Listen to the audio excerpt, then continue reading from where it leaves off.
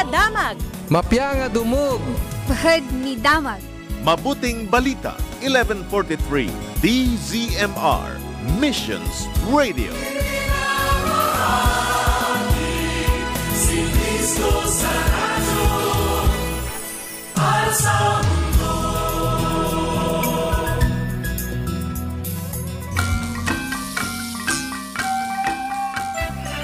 O mga bata, halina kayo. Samahan niyo kami sa bubuntis sa tita. Halina kayong lahat at kami samahan sa munting kutita pang mundo ng kaalaman. Marami kaming kwento na ikukwento sa inyo. Maraming kaibigan ang makikilala nyo. Munting kutita, munting kutita. Halina kami samahan sa munting kutita. Munting kutita, munting kutita. Halina kami samahan sa munting kutita. Nagsimula na ang pista ng Paskwa. Inutusan ni Jesus sina Pedro at Juan upang ihanda ang hapunang Pampaskwa. Kasama ni Jesus ang 12 alagad sa pagkain ng hapunan.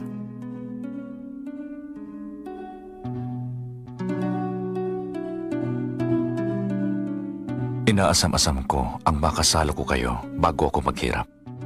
Tandaan niyo, hindi ako kakain ito hanggang hindi ito mabibigyang kaganapan sa kaharian ng Diyos.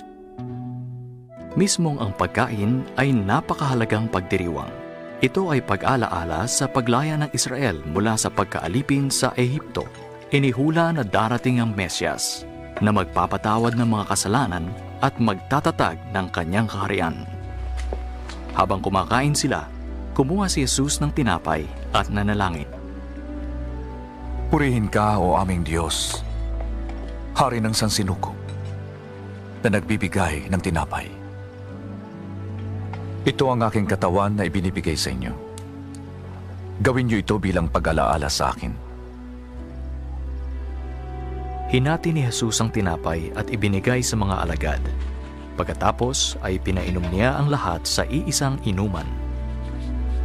Purihin ka, o aming Diyos, Hari ng sansinukob, na nagbibigay ng bunga. Kunin niyo ito at pagkati-hatian. Makinig kayo. Di ako muling iinom ng katas ng ubas hanggang hindi dumarating ang kaharian ng Diyos.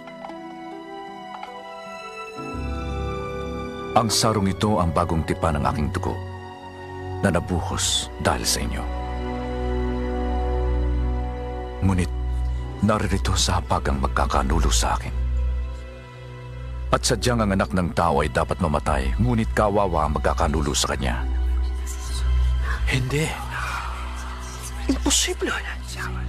Hindi maaari. Sabihin niyo kung sino ang taksil, Panginoon. Simon, Simon! Sinikap ni Satanas na subukin kayo. Tulad ng magsasakang inihiwalay ang trigo sa iba nito. Ngunit ipinagdasal ko sa Amang maging matatag ka. At sa iyong pagbabalik loob, patatagin mo ang iyong mga kapatid. Panginoon, nakahanda po ako mabilanggo at mamatay na kasama mo. Tandaan mo, Pedro, bago tumilaw ang manok sa araw na ito, 3 beses mo kong ipagkakaila.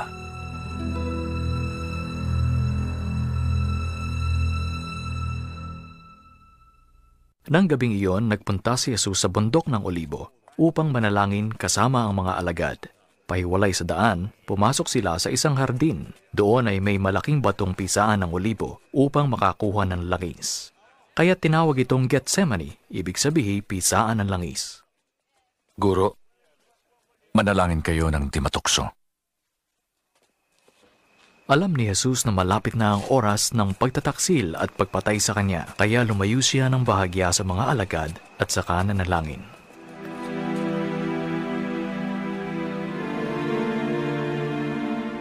Ama, kung maaari, ilayo mo sa akin ang sarong ito. Gayon may, di ang nais ko kundi ang kalooban mo ang mangyari.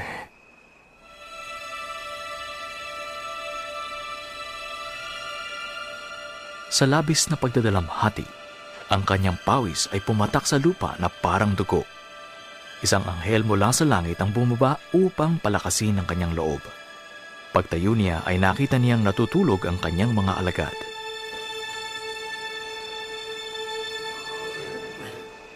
Bakit kayo natutulog?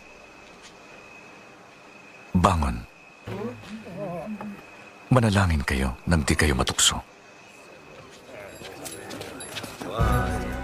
Siyang pagdating ng isang grupo ng mga pari at ng mga gwardya sa pangunguna ni Judas. Lumapit ang taksil na alagad upang halikan siya. Judas, salit mo ba ipinagkakanulo ang anak ng tao? Inilabas ng mga alagad ang itinatago nilang tabak. Panginoon, lalaban ba kami? Dakpin siya! Ipinagtanggol ni Pedro si Jesus at naputol niya ang tainga ng alipin ng punong pari. Tama na ito! Mahinaong hinawakan ni Jesus ang tainga ng alipin at pinagaling ito. Himala! Ako ba'y tulisan at naparito kayo may mga tabak at pamalo? Ako'y kasama niyo araw-araw sa templo pero di niyo ako tinakip. Ngunit oras niyo ito habang ang kadiliman ang nagahari. Dakpin siya! Pinaligiran ng mga sundalo si Jesus at iginapos ang kamay. Ang mga alagad naman ay nagsitakas.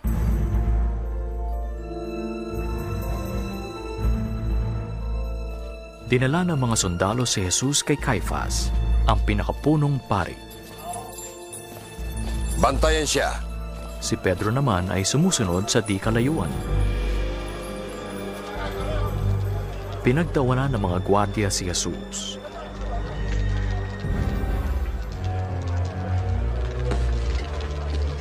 May isang siga doon. At nakiupo si Pedro nang may makakilala sa kanya. Kasama siya ni Jesus. Babae, hindi ko siya kilala. Nakita ko sila. Piniringan ng mga gwardya si Jesus at saka binugbog. Sinong pumalo sa'yo? Hulaan mo! Hulaan mo! Ang papalo pa sa'yo! Hulaan mo ang mangyayari! Iligtas mo ba kami, kamahalan? Ha? Ililigtas mo ba kami? Di nagtagal, habang palakad-lakad si Pedro, may nakakilala ulit sa kanya. Isa ka rin sa kanila. Nagkakamali ka. Habang dinadala si Jesus, may lalaking lumapit kay Pedro. Natitiyak kong ang taong ito'y kasama ni Jesus pagkat siya'y taga Galilea. Hindi ko alam ang sinasabi mo.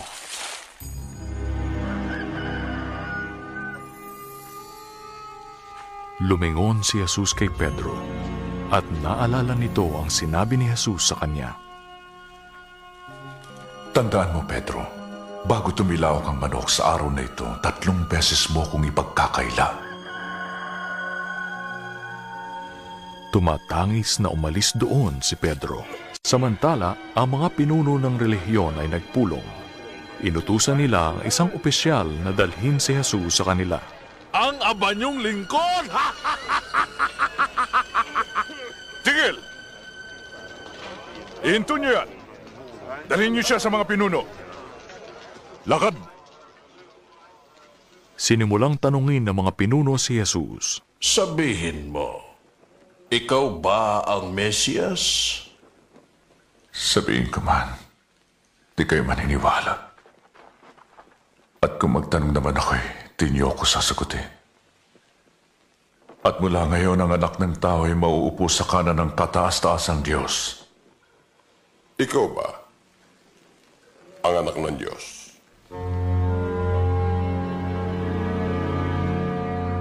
Sinabi mo ako nga. Sinong nagbigay sa kanya ng kapangyarihan upang sabihin yan? Sino? Narinig natin ang kanyang mga sinabi, hindi ba? May sala. Dadalhin namin siya kay Pilato. O sige, dalhin siya.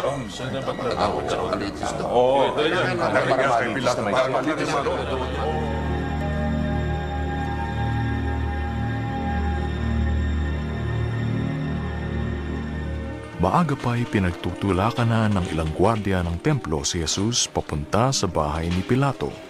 ang Romanong gobernador ng Judea. Lakad! Si Pilato ay kilala sa pagpapako ng 1,000 tao sa krus at hindi niya mahal ang mga Hudyo. Anong kailangan ninyo sa ganitong oras ng umaga? Nahuli po namin siya, nililinlang ang mga tao. Nanggulo po siya sa palengke sa templo. Ano ang magiging hatol sa kanya? Parusahan siya! Parusahan! Parusahan! Parusahan siya! Walang gaanong interes ang mga pinunong Romano sa relihiyon ng mga Hudyo basta't nananatiling payapa ang lungsod. Wala akong nakikitang dahilan para hatulan ang taong ito. Nagkasala siya. Sabi niya huwag magbayad ng buwis kay Cesar. Nagpapanggap siyang Mesyas, isang hari. Natigilan si Pilato. Ito ay maaaring paglaban sa pamahalaan at banta sa kanyang posisyon. Hari? Ikaw ba ang hari ng mga Hudyo? Sinabi mo nga ko nga. Siya ay nagsimula sa Galilea at ngayon naparito. Sa Galilea? Siya ba'y taga-Galilea? Kung ganun ay, bahala si Herodes sa kanya. Narito pa siya sa Jerusalem, hindi ba? Dalhin siya kay Herodes. Opo, kamahalan. Minsan pang pinagtulakan si Jesus sa mga daan ng Jerusalem, papunta sa palasyo ni Herodes. Sino ka ba talaga? Sino ang iyong mga alagad? Sabi ng marami, gumagawa ka ng mga himala. Maghimala ka nga. Hindi kumibo si Jesus, kaya't hindi na nakapagpigil ang mga pinuno ng relihiyon. Panginoon ko, nagsisinungaling siya sa mga tao. Siya daw ang hari. Ang taong ito, hari? Ininsulto ni Herodes si Jesus. Palibak siyang sinutan ito ng pulang balabal.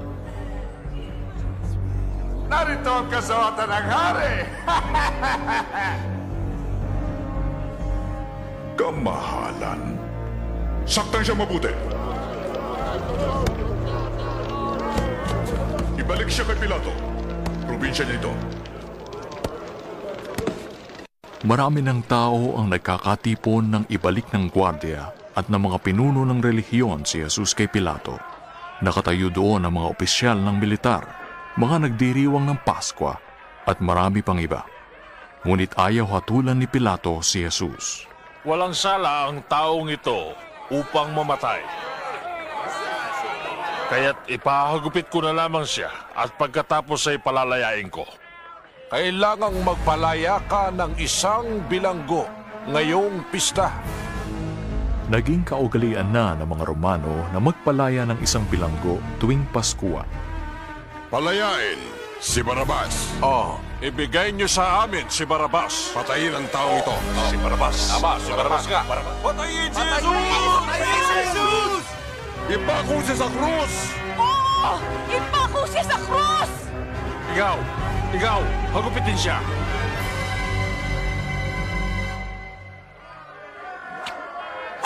Ngunit ang paghagupit ng mga gwardya kay Jesus ay hindi man lamang nakapagbigay kasiyahan sa mga tao. Ano pang hinihintay mo, Pilato? Ipako siya sa krus! Ipako siya sa krus! Oo! Ipako siya sa krus! Naroon din ang ilang tagasunod ni Jesus, ngunit hindi sila halos marinig sa dami ng mga tao. Bakit niyo siya pinarurusahan? Siya ay si Jesus! Iwan niyo siya! Siya ang Mesyas! Wala siyang kasalanan! Itindig siya! Sa takot ni Pilato na magkagulo, pumayag siyang ipako si Jesus sa krus. Dahil sa mga tao, pinalaya ni Pilato si Barabas at inuutos niyang ipako si Jesus sa krus. Ngunit sinabi niya, "Wala akong pananagutan sa kamatayan ng taong ito." Kami ang mananagot! Pati na ang mga anak namin! Naghanda na ang mga sundalong Romano para gawin ang iniutos sa kanila. Ililigtas mo ba kami, kamahalan? Ha? Ililigtas mo ba kami?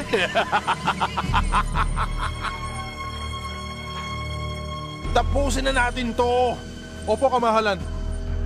Pagkatapos siyang parusang muli, sinuotan nila si Jesus ng damit at saka ipinasan sa kanya ang isang malaking kahoy.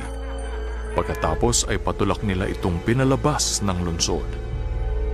Lakad! Layo! Tabi! Layo! Lumayo kayo! Bago mag-alas 9 ng umaga, palabas na sila ng Jerusalem papunta sa isang lugar na kung tawagin ay Golgota o lugar ng mga bungo. Alis! Halos patay na siya! Tayo! Masyado siyang pinahirapan! Tayo! Sinabi ng tayo! Nadapa si Jesus sa sobrang pagod. Nakapasan pa rin sa kanya ang mabigat na kahoy. Upang makapagpatuloy, pumanap sila na maaaring pumasa ng kahoy para kay Jesus. Ikaw, anong pangalan mo? Ako si Simon na taga Sirene. Halika rito. Putulin ang lubid! Ikaw, pasanin mo ito. Lakad na! Tabi! Tabi! Lumayo kayo! Lumayo! Paraanin niyo siya! Huwag umarang! Tabi! Habang itinatali kay Simon ang kahoy, ilang kababaihan ang lumapit kay Jesus. Nananangis kami para sa inyo, Panginoon. Nananangis. Inumin niyo ito. Uminom po kayo. Mga babae ng Jerusalem, huwag niyo kong iyakan. Ngunit iyakan niyo ang inyong sarilit mga anak. Kung ito'y nangyari ng sariwa pa ang puno, ano pa kaya kung tuyo na ito? Tulungan ka nawa ng Diyos. Ipapadalangin ka namin. Nakarating sila sa Golgota. Nagsimula na ang mahirap na gawain. Hinubaran na si Jesus at ang dalawang kriminal na kasama niya. Ipinahalang sa poste ang kanyang dalang kahoy upang makagawa ng krus. Doon siya ipinako. Ipinako rin ang kanyang mga paa. Hawakan niyo ito!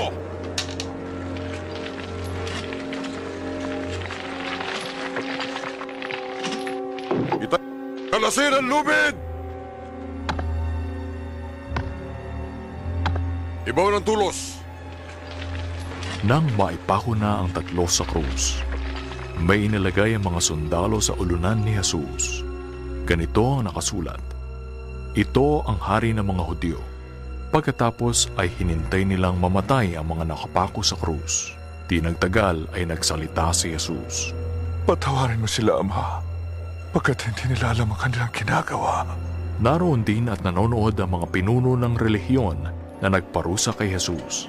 Nagligtas siya ng iba, iligtas naman niya ang kanyang sarili. Kung ikaw ang Mesyas, bumaba ka sa krus at iligtas mo ang iyong sarili. Maghimala ka ngayon! Hindi pwedeng umalis sa mga bantay, kaya nagsugal sila para malaman kung kanino mapupunta ang damit ni Jesus. Hindi pangkaraniwan ang kasuotang ito. Akin na yan! Huwag niyong punitin! Sayang eh! Akin na! Pagsugalan na lang natin ito! O sige! Pisa natin! Sige! Maswerteng diablo ka! Anong gagawin mo? Idinikit ng isang sundalo sa bibig ni Jesus ang isang espongang may maasim na alak. Iligtas mo ang iyong sarili kung hari ka nga ng mga Hudyo. Tinanggihan ni Jesus ang alak. Nagsalita ang kasama niyang nakapako sa krus. Hindi ba ikaw ang Mesyas? Iligtas mo ang iyong sarili at pati kami. Hindi ka ba natatakot sa Diyos? Tumanggap siya ng hatol tulad mo. Ngunit wala siyang kasalanan. Alalahanin mo ko, Jesus, kapag ikaw ay nagkahari na. Pangako. Ngayon din isasama kita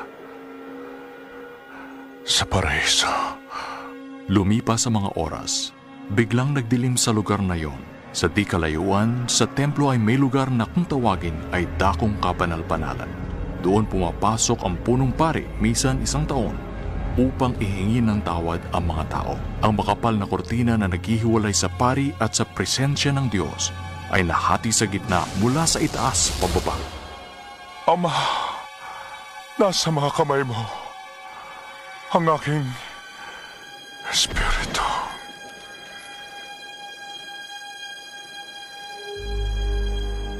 Nakita ng matapang na kapitan ng sundalo kung paanong namatay si Jesus. Purihin ang Diyos. Tunay ngang matuwid ang taong ito. Sinaksak ng sibat ng mga sundalo ang tagiliran ni Jesus. Umagos ang tubig at dugo, katunayan na siya ay patay na. Minsan pinababayaan nila ang patay na magdamag, ngunit hindi ng araw na iyon. Si Jose na taga-Arimatea, isang pinuno ng relihiyon na hindi kasang-ayon sa pagpatay kay Jesus, ay humingi ng pahintulot kay Pilato upang mailibing ang bangkay ni Jesus. Pumayag naman si Pilato. Ibinalot ni Jose sa puting tela ang bangkay at inihiga sa isang bagong libingan. Pagkatapos ay tinakpan nila ito ng malaking bato. Nang paalis na sila, nakita nila ang ilang mga babaeng sumusunod kay Jesus nang siya'y buhay pa. Nakita rin ng mga ito ang pagkamatay ni Jesus. Patawarin niyo kami. Gusto lang namin sundan ang katawan ng Panginoon. Maaari, pero halina kayo. Malapit na ang Sabat. Nang malaman na nila ang pinaglibingan, bumalik na sila sa lungsod upang maghanda ng mga pabango at tela. Ayon sa kaugalian, ito ang gagamitin sa pagbabalot ng bangkay ni Jesus.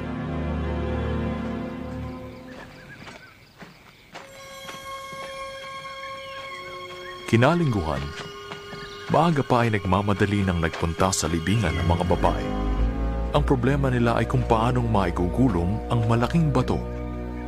Ngunit laking gulat nila nang makita nilang naigulong na ito at nawawala ang bangkay ni Jesus. Ang naiwan na lang ay mga telang nakabalot sa kanya.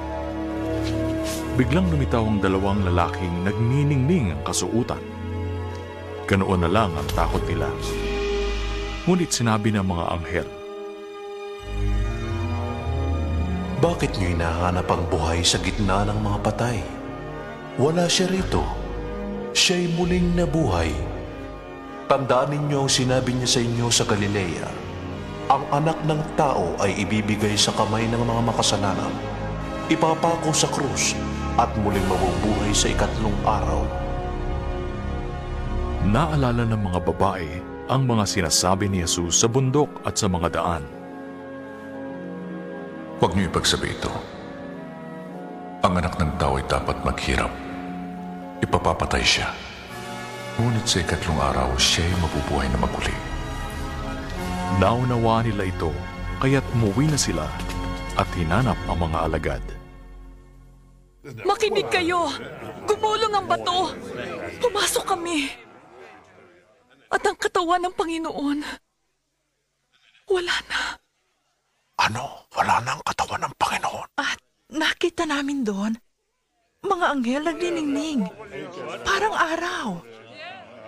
Sabi nila, bakit hinahanap niyo ang buhay sa mga patay? Totoo ito. Maniwala kayo. Totoo ito. Nakita namin sila.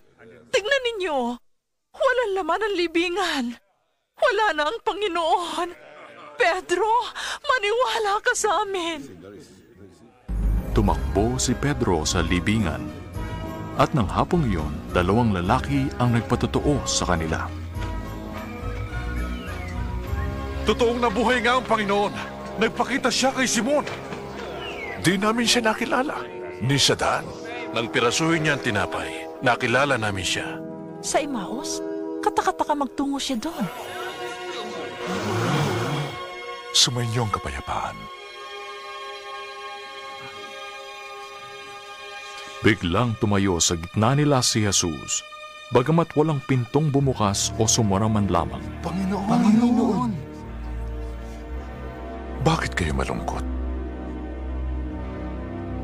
Bakit kayo nag-aalinlangan? Tingnan niyo ang mga kamay at mga paa ko. Ako nga ito. Hawakan niyo. Lumapit pa si Jesus sa kanila upang lalo nilang makita ang bakas ng pako sa kanyang kamay at paa. Binigyan din siya ng isda at kinain niya ito. Ang multo'y walang laman at buto, ngunit ako'y mayroon. Ito ang sinabi ko sa inyo nang ako'y kasama pa ninyo. Na ang lahat ng nasulat patungkol sa akin sa aklat ni Moises na mga propeta at na mga salmo ay kailangan matupad. Nasusulat ito. Ang Mesyas ay dapat magdusa at mabubuhay sa ikatlong araw. At sa kanyang pangalan, ang pagsisisi at kapatawaran ay dapat ipangaral Kayang sa iwasan lahat ng dengue. Sundin ang 5S ng Department of Health. Search and destroy. Linisin ang mga lugar na may nakaimbak na tubig. Self-protection. Magsuot ng long sleeves at pantalon. Pagpahid ng mosquito repellent. Seek early consultation. Magpakonsulta agad sa doktor kung may sintomas ng dengue gaya ng lagnat, rashes at sakit ng katawan. Support fogging. Sa mga lugar na may outbreak ng dengue. Sustain hydration. Uminom ng maraming tubig, lalo na kung may lagnat. Isang paalala mula sa Save the Children.